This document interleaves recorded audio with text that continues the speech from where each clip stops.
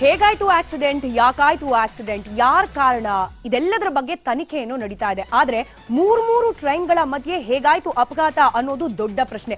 ಅದಕ್ಕೆ ಉತ್ತರ ನಾವು ತೋರಿಸ್ತಾ ಇರುವ ಗ್ರಾಫಿಕ್ ದೃಶ್ಯಗಳು. ಹೇಗಾಯ್ತು ಅನ್ನೋದನ್ನ ವಿವರಿಸ್ತಾ ಹೋಗುತ್ತೆ ಈ ದೃಶ್ಯ.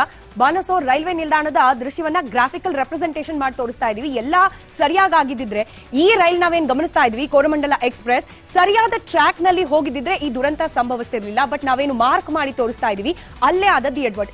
ಯಾವಾಗ ತನ್ನ ಟ್ರ್ಯಾಕ್ ಅನ್ನ ಬಿಟ್ಟು ಪಕ್ಕದ ಟ್ರ್ಯಾಕಿಗೆ ಬರುತ್ತೆ, ಆ ಟ್ರ್ಯಾಕ್ ನಲ್ಲಿ ನಿಂತಿದ್ದಂತಹ ಗೂಡ್ಸ್ ರೈಲ್ ಮೇಲೆ ಹತ್ತುತ್ತೆ ಕೋರಮಂಡಲ ಎಕ್ಸ್ಪ್ರೆಸ್.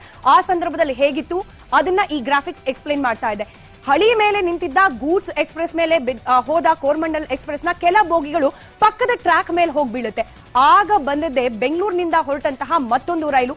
ಆ ರೈಲು ತನ್ನ ಟ್ರ್ಯಾಕ್ ನಲ್ಲಿ ಹೋಗ್ತಿದ್ರು ಕೂಡ ಆ ಟ್ರ್ಯಾಕ್ ಮೇಲೆ ಬಿದ್ದಿದ್ದ ಈ ಕೋರಮಂಡಲ್ ಎಕ್ಸ್ಪ್ರೆಸ್ ನ ರೈಲಿನ ಬೋಗಿಗಳಿಂದಾಗಿ ಬೆಂಗಳೂರಿನಿಂದ ಹೊರಟಿದ್ದ ಹೌರಾ ಎಕ್ಸ್ಪ್ರೆಸ್ ರೈಲು ಕೂಡ ಹಳಿ ತಪ್ಪತ್ತೆ. ಅಲ್ಲಿನ ಬೋಗಿಗಳು ಕೂಡ ಬಿದ್ದು ಹೋಗುತ್ತೆ. ನಾವು ದೃಶ್ಯದಲ್ಲಿ ಗಮನಿಸ್ತಾ ಇದ್ವಿ, ಗೂಡ್ಸ್ ರೈಲ್ ಏನು ನಿಂತಿತ್ತು ಟ್ರ್ಯಾಕ್ ನ ಮೇಲೆ, ಆ ಟ್ರ್ಯಾಕ್ ಮಿಸ್ ಆಗಿದ್ರಿಂದಾಗಿ ಕೋರಮಂಡಲ್ ಎಕ್ಸ್ಪ್ರೆಸ್ ಗೂಡ್ಸ್ ಟ್ರೈನ್ ಮೇಲೆ ಹೋಗುತ್ತೆ. ಇನ್ನು ಕೆಲವೇ ಕ್ಷಣಗಳಲ್ಲಿ ಬಂದ ಮತ್ತೊಂದು ರೈಲು, ಯಶವಂತಪುರದಿಂದ ಬೆಂಗಳೂರಿಂದ ಹೊರಟಿದ್ದ ಯಶವಂತಪುರ ಹೌರಾ ಎಕ್ಸ್ಪ್ರೆಸ್ ರೈಲು ಕೂಡ ಬೇರೆ ಟ್ರ್ಯಾಕ್ ಮೇಲೆ ಬಿದ್ದಿದ್ದಂತಹ ಬೋಗಿಗಳಿಂದಾಗಿ ಅದು ಕೂಡ ಹಳಿ ತಪ್ಪತ್ತೆ. ಹೀಗಾಗಿ ಮೂರು ರೈಲುಗಳು ಒಂದೇ ಸತಿಗೆ ಇಂಥ ದುರಂತಕ್ಕೆ ಕಾರಣವಾಗುತ್ತೆ. ಇನ್ನು ಒಂದು ರೈಲಿನ ಒಂದೇ ಒಂದು ಬೋಗಿ ಹಳಿ ತಪ್ಪಿದ್ರೇನೆ ಅನಾಹುತ ಆಗಿ ಹೋಗುತ್ತೆ. ಅಂಥದ್ರಲ್ಲಿ ಇಲ್ಲಾಗಿದ್ದು ಮೂರು ರೈಲು, 17ಕ್ಕೂ ಹೆಚ್ಚು ಬೋಗಿಗಳು. ಸಾವು ನೋವಿನ ಲೆಕ್ಕ ಇನ್ನೂ ಕೂಡ ನಿಂತೇ ಇಲ್ಲ. ಸದ್ಯಕ್ಕೆ ಸಿಕ್ಕಿರೋ ಮಾಹಿತಿಯ ಪ್ರಕಾರ ನಾವು ಗಮನಿಸ್ತಾ ಹೋಗೋದಾದ್ರೆ ಒಟ್ಟು ಸಾವಿನ ಸಂಖ್ಯೆ 290 ದಾಟಿದೆ. ಈ 3 ರೈಲುಗಳ ದುರಂತ, ಒಂದು ಗೂಡ್ಸ್ ರೈಲ್ ಇತ್ತು, ಆದ್ರೆ ಇನ್ನೆರಡು ಪ್ಯಾಸೆಂಜರ್ ರೈಲ್ ಆಗಿದ್ರಿಂದ 17ಕ್ಕೂ ಹೆಚ್ಚು ಬೋಗಿಗಳು ಹಳಿ ತಪ್ಪಿ ಕೆಳಗ್ ಬಿದ್ದಿದ್ರಿಂದಾಗಿ ಅಪಾರ ಪ್ರಮಾಣದಲ್ಲಿ ಸಾವು ನೋವು ಸಂಭವಿಸಿದೆ. ಒಟ್ಟು 290 ಮಂದಿ ಸಾವನ್ನಪ್ಪಿದ್ದಾರೆ ಅನ್ನೋ ಲೆಕ್ಕ ಇಲ್ಲಿವರೆಗೂ ಸಿಕ್ಕಿದೆ. ಆದ್ರೆ ಈ ಸಾವಿನ ಸಂಖ್ಯೆ ಮತ್ತಷ್ಟು ಹೆಚ್ಚಾಗೋ ಸಾಧ್ಯತೆ ಕೂಡ ಇದ್ದೇ ಇದೆ. ಕೇವಲ ಸಾವಲ್ಲ, ಇಲ್ಲಿ ನೋವು ಕೂಡ ಅಪಾರ ಪ್ರಮಾಣದಲ್ಲಾಗಿದೆ. ಅಂದ್ರೆ ತೀವ್ರತರವಾಗಿ ಗಂಭೀರ ಸ್ವರೂಪದಿಂದ ಗಾಯಗೊಂಡವರ ಸಂಖ್ಯೆ ಸದ್ಯಕ್ಕೆ 157. ತೀವ್ರ ಗಂಭೀರ ಪರಿಸ್ಥಿತಿಯಲ್ಲಿರೋರು 157ಕ್ಕೂ ಅಧಿಕ ಮಂದಿ ಅನ್ನೋ ಲೆಕ್ಕ ಸದ್ಯಕ್ಕೆ ಲಭ್ಯವಾಗ್ತಾ ಇದೆ. ಇನ್ನು ಗಂಭೀರ ಪರಿಸ್ಥಿತಿಯಲ್ಲಿರುವವರ ಲೆಕ್ಕ 280. ಇವರೆಲ್ಲರಿಗೂ ಕೂಡ ಚಿಕಿತ್ಸೆಯನ್ನ ಮುಂದುವರಿಸಲಾಗ್ತಾ ಇದೆ. 280 ಮಂದಿಯ ಸ್ಥಿತಿ ಈಗಲೂ ಕೂಡ ಚಿಂತಾಜನಕ ಅನ್ನೋ ರೀತಿಯಲ್ಲಿದೆ.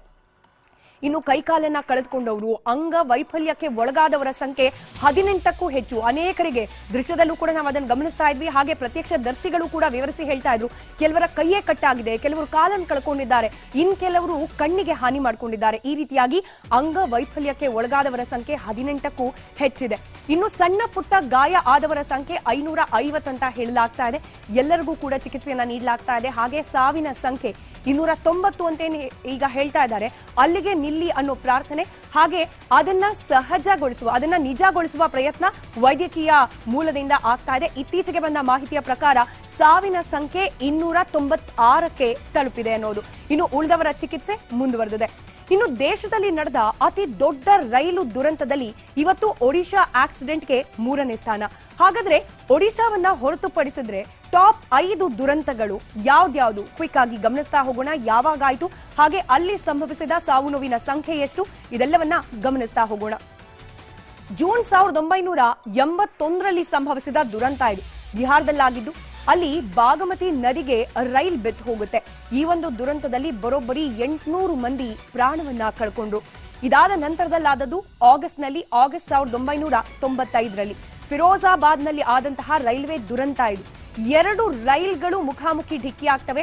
ಕಳಿಂದಿ ಎಕ್ಸ್ಪ್ರೆಸ್ ಹಾಗೆ ಪುರುಷೋತ್ತಮ್ ಎಕ್ಸ್ಪ್ರೆಸ್ ರೈಲುಗಳ ನಡುವೆ ಸಂಭವಿಸಿದ ಡಿಕ್ಕಿ, ಇದರಿಂದಾಗಿ ಉಂಟಾದ ಸಾವಿನ ಸಂಖ್ಯೆ 358. ಹಾಗೆ ಮತ್ತೊಂದು ರೈಲ್ವೆ ಅಪಘಾತ ಆಗೋದು 1999ರಲ್ಲಿ ಆಗಸ್ಟ್ ತಿಂಗಳಲ್ಲಿ ಪಶ್ಚಿಮ ಬಂಗಾಳದಲ್ಲಿ ಸಂಭವಿಸಿದ ದುರಂತ ಇದು. ಅಲ್ಲೂ ಕೂಡ 2 ರೈಲುಗಳ ನಡುವೆ ಡಿಕ್ಕಿ ಸಂಭವಿಸುತ್ತೆ. ಇದರ ಪರಿಣಾಮವಾಗಿ ಪ್ರಾಣ ಕಳ್ಕೊಂಡವರ ಸಂಖ್ಯೆ ಬರೋಬ್ಬರಿ 285. ಇನ್ನು 2005ರಲ್ಲಿ ನಡೆದ ಮತ್ತೊಂದು ದುರಂತ, ಅಕ್ಟೋಬರ್ 2005ರಲ್ಲಿ ಆಂಧ್ರ ಪ್ರದೇಶದಲ್ಲಿ ನಡೆದದ್ದು. ಹಳಿ ತಪ್ಪಿತು ಡೆಲ್ಟಾ ಫಾಸ್ಟ್ ರೈಲು, ಇದರಿಂದಾಗಿ ಸಾವನ್ನಪ್ಪಿದವರು ಬರೋಬ್ಬರಿ 115 ಮಂದಿ. ಇನ್ನು 1988ರಲ್ಲೂ ಕೂಡ ಇಂಥದೇ ಒಂದು ದುರಂತ ಸಂಭವಿಸುತ್ತೆ. 1988ರ ಜುಲೈನಲ್ಲಿ ಕೇರಳದಲ್ಲಿ ಹಳಿ ತಪ್ಪಿ ನದಿಗೆ ಬೀಳುತ್ತೆ ರೈಲು. ಅಷ್ಟಮುಂಡಿ ನದಿಗೆ ಈ ರೈಲು ಬಿದ್ದಿದ್ದರಿಂದಾಗಿ ಐಸ್ಲ್ಯಾಂಡ್ ಎಕ್ಸ್ಪ್ರೆಸ್ ರೈಲ್ ಅದು 105 ಮಂದಿ ಪ್ರಾಣವನ್ನ ಕಳೆದುಕೊಳ್ತಾರೆ. ಹೀಗೆ ರೈಲ್ವೆ ದುರಂತದಿಂದಾಗಿ ಸಾವನ್ನಪ್ಪದವರ ಸಂಖ್ಯೆ ಹಾಗೆ ಈ ಸಾವನ್ನಪ್ಪದವರ ಸಂಖ್ಯೆಯ ಆಧಾರದ ಮೇಲೆ ಮಹಾ ದುರಂತ ಅಂತ ಪರಿಗಣಿಸಲಾಗುವ 5 ರೈಲ್ವೆ ಅಪಘಾತಗಳ ಡೀಟೇಲ್ಸ್ ಅದು. ಇನ್ನು ಒಡಿಶಾ ದುರಂತದ ಬಳಿಕ ಚರ್ಚೆ ಆಗ್ತಿರೋದು ಕವಚ್ ಅನ್ನೋ ತಂತ್ರಜ್ಞಾನ ಏನಾಯ್ತು ಅಂತ ಹೇಳಿ. ಹಾಗಾದ್ರೆ ಏನಿದು ಕವಚ್ ಅನ್ನೋ ತಂತ್ರಜ್ಞಾನ, ಇದರ ಡೀಟೇಲ್ಸ್ ಅನ್ನ ನಾವು ಗಮನಿಸ್ತಾ ಹೋಗೋಣ. ರೈಲ್ವೆ ಸುರಕ್ಷತೆಗಾಗಿ ಕವಚ್ ಸಾಫ್ಟ್ವೇರ್ ಅನ್ನ ಬಳಕೆ ಮಾಡಿಕೊಳ್ಳಲಾಗಿದೆ. ಯಾವ ರೀತಿ ಪ್ರಯೋಜನ ಈ ಒಂದು ಕವಚ್ ಸಾಫ್ಟ್ವೇರ್ ಇಂದ ಅದನ್ನು ಕೂಡ ಗಮನಿಸ್ತಾ ಹೋಗೋಣ. ರೈಲ್ವೆ ಸುರಕ್ಷತೆಗಾಗಿ ಅಂದ್ರೆ ಇಂಥ ಅಪಘಾತಗಳನ್ನ ತಡೆ ಹಿಡಿಬೇಕು ಅನ್ನೋ ಕಾರಣಕ್ಕೋಸ್ಕರನೇ ಕ್ರಿಯೇಟ್ ಮಾಡಲಾಗಿರುವ ಸಾಫ್ಟ್ವೇರ್ ಇದು. ಒಂದೇ ಹಳಿ ಮೇಲೆ 2 ಟ್ರೈನ್ ಬಂದ್ರೆ, ನಿನ್ನೆ ಸಂಜೆ ಏನ್ ದುರಂತ ಸಂಭವಿಸಿತು, ಒಂದು ಟ್ರ್ಯಾಕ್ ನಲ್ಲಿ ಗೂಡ್ಸ್ ರೈಲ್ ನಿಂತಿತ್ತು, ಅದೇ ಹಳಿ ಮೇಲೆ ಮತ್ತೊಂದು ರೈಲ್ ಬಂತು. ಇಂಥ ಸಂದರ್ಭದಲ್ಲಿ ಮಾನಿಟರ್ ಮಾಡ್ಲಿಕ್ಕೆ ಅಂತಾನೆ ಈ ತಂತ್ರಜ್ಞಾನವನ್ನ ಉಪಯೋಗಿಸಿಕೊಳ್ಳಲಾಗುತ್ತೆ. ಕೇವಲ ಅದು ಮಾತ್ರ ಅಲ್ಲ, ದಟ್ಟ ಮಂಜಿದ್ರೆ, ಮಳೆ ಬಂದ್ರೆ, ಅಂದ್ರೆ ರೈಲು ಸಂಚಾರಕ್ಕೆ ಅಡ್ಡಿ ಆಗಬಲ್ಲಂತಹ ಹವಾಮಾನ ವೈಪರೀತ್ಯಗಳಿದ್ರೆ ಅದರ ಬಗ್ಗೆ ಕೂಡ ಸಿಗ್ನಲ್ ಅನ್ನ ನೀಡುತ್ತೆ ಈ ಸಾಫ್ಟ್ವೇರ್. ಇದರ ಜೊತೆಗೆ ಇನ್ ಕೇಸ್ ಚಲಿಸ್ತಾ ಇರುವ ರೈಲಿಗೆ ಜನ ಯಾರಾದ್ರೂ ಅಡ್ಡ ಬಂದ್ರೆ, ಅಥವಾ ಪ್ರಾಣಿಗಳು ಅಡ್ಡ ಬಂದ್ರೆ, ಅಥವಾ ವೆಹಿಕಲ್ಸ್ ಇತರೆ ವಾಹನಗಳ ಅಡ್ಡಿ ಬಂದ್ರೂ ಕೂಡ ಸಿಗ್ನಲ್ ನೀಡುವ ತಂತ್ರಜ್ಞಾನವನ್ನ ಈ ಒಂದು ಕವಚ್ ಸಾಫ್ಟ್ವೇರ್ ಒಳಗೊಂಡಿರುತ್ತೆ. ಇದರ ಜೊತೆಗೆ ಲೋಕೋ ಪೈಲಟ್ ಗಳಿಗೇನೆ ನೇರವಾಗಿ, ಅಂದ್ರೆ ಯಾರು ರೈಲನ್ನ ಚಲಾವಣೆ ಮಾಡ್ತಿರ್ತಾರೆ ಅವ್ರಿಗೇನೆ ನೇರವಾಗಿ ಸಿಗ್ನಲ್ ತಲುಪಿಸುವ, ಈ ರೀತಿ ರೈಲು ಸಂಚಾರಕ್ಕೆ ಅಡ್ಡಿ ಆಗಬಲ್ಲ ಯಾವುದೇ ರೀತಿಯ ಅಂಶಗಳಿದ್ರೂ ಕೂಡ ನೇರವಾಗಿ ಲೋಕೋ ಪೈಲಟ್ಗೆನೆ ಮಾಹಿತಿಯನ್ನ ತಲುಪಿಸಲಾಗುತ್ತೆ. ಅದರಲ್ಲೂ ಕೂಡ 200 ಮೀಟರ್ ಅಂತರದಲ್ಲೇನೆ ಆಟೋ ಬ್ರೇಕ್ ಹಾಕುವ ವ್ಯವಸ್ಥೆಯನ್ನ ಕೂಡ ಈ ತಂತ್ರಜ್ಞಾನ ಒಳಪಡಿಸಿಕೊಂಡಿದೆ.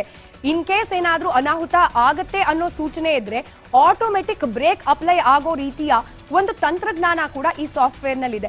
ಹಾಗಾದ್ರೆ ಈ ಕವಚ್ ವ್ಯವಸ್ಥೆ ಏನಾಯ್ತು, ಇಲ್ಲಿ ಯಾಕೆ ಉಪಯೋಗಕ್ಕೆ ಬರಲಿಲ್ಲ, ಅದನ್ನು ಕೂಡ ಗಮನಿಸ್ತಾ ಹೋಗೋಣ. 2012ರಲ್ಲಿ ಈ ಕವಚ್ ಸಾಫ್ಟ್ವೇರ್ ನ ಮೊದಲ ಪ್ರಯೋಗ ಆಗಿದ್ದು 2012ನೇ ಇಸ್ವಿಯಲ್ಲಿ.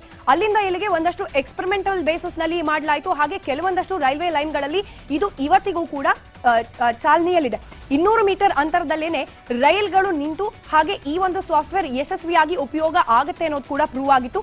2022ನೇ ಇಸ್ವಿಯಲ್ಲಿ ನಿರ್ಭರತೆ ಅಡಿಯಲ್ಲಿ ಈ ಒಂದು ಕವಚ ವ್ಯವಸ್ಥೆಯನ್ನ ರೀಲಾಂಚ್ ಮಾಡಲಾಗಿರುತ್ತೆ. 380 ಮೀಟರ್ ಅಂತರದಲ್ಲಿ ಯಶಸ್ವಿಯಾಗಿ ಬ್ರೇಕ್, ಈ ಮೊದಲ ಏನು ಸಾಫ್ಟ್ವೇರ್ ಇತ್ತು ಬೇರೆ ದೇಶದಿಂದ ಆಮದು ಮಾಡಿಕೊಂಡಿದ್ದು 200 ಮೀಟರ್ ಆದ್ರೆ ನಮ್ಮದೇ ದೇಶದಲ್ಲಿ ಕ್ರಿಯೇಟ್ ಮಾಡಲಾಗಿದ್ದ ಸಾಫ್ಟ್ವೇರ್ ಅನ್ನ ಬಳಸೋಕೆ ಪ್ರಾರಂಭ ಮಾಡಿದಾಗ 380 ಮೀಟರ್ ಅಂತರದಲ್ಲಿ, ಅಂದ್ರೆ ಏನೊಂದು ಅಬ್ಸ್ಟಕಲ್ ತಡೆ ಇದೆ ಅಂತ ಇದ್ದ ಸಂದರ್ಭದಲ್ಲಿ 380 ಮೀಟರ್ ಹಿಂದೆನೆ ಯಶಸ್ವಿಯಾಗಿ ಆಟೋ ಬ್ರೇಕ್ ವ್ಯವಸ್ಥೆ ಚಾಲ್ತಿಗೆ ಬಂತು.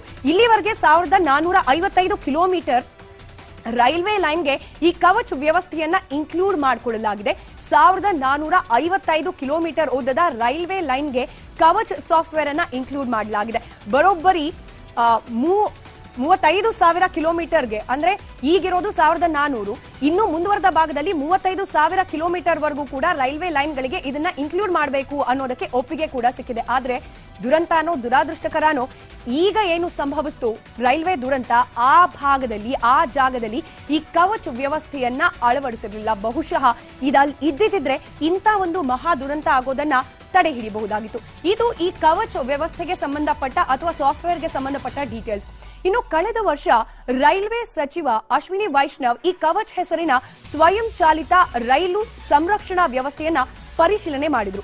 ಕವಚ್ ಆಟೋ ಬ್ರೇಕ್ ಸಿಸ್ಟಮ್ಗೆ ಮಂತ್ರಿಗಳು ಮೆಚ್ಚುಗೆ ಕೂಡ ವ್ಯಕ್ತಪಡಿಸಿದ್ರು. ಬಹುಶಃ ನಾನಾಗ್ಲೇ ಹೇಳ್ತಾ ಇದ್ದ ಹಾಗೆ ಕವಚ್ ತಂತ್ರಜ್ಞಾನ ಇನ್ಸ್ಟಾಲ್ ಮಾಡಿದಿದ್ರೆ ನಿನ್ನೆ ಸಂಭವಿಸಿದ ದುರಂತ ನಡೀತಾ ಇರಲಿಲ್ಲ. 2 ट्रेन अगर एक के पीछे एक जा रही हो तो पीछे वाली ट्रेन को कवच अपने आप एक सेफ डिस्टेंस पे रोक लेगा. 2 किलोमीटर दूर अगर रेड सिग्नल है तो भी ड्राइवर को वो रेड सिग्नल कैब के अंदर ही दिखाई दे जाता है. बहुत बड़ा सेफ्टी का फैक्टर है. इस वर्ष 2000 किलोमीटर पर कवच का इंस्टॉलेशन करेंगे और आगामी वर्षों में हर वर्ष 4 से 5,000 किलोमीटर का टारगेट लेंगे. दुनिया के विकसित देशों में भी एक्सपोर्ट किया जाएगा. ಇದಿಷ್ಟು ರೈಲ್ವೆ ದುರಂತಕ್ಕೆ ಸಂಬಂಧಪಟ್ಟ ಸುದ್ದಿ. ಆದ್ರೆ ನೇರವಾಗಿ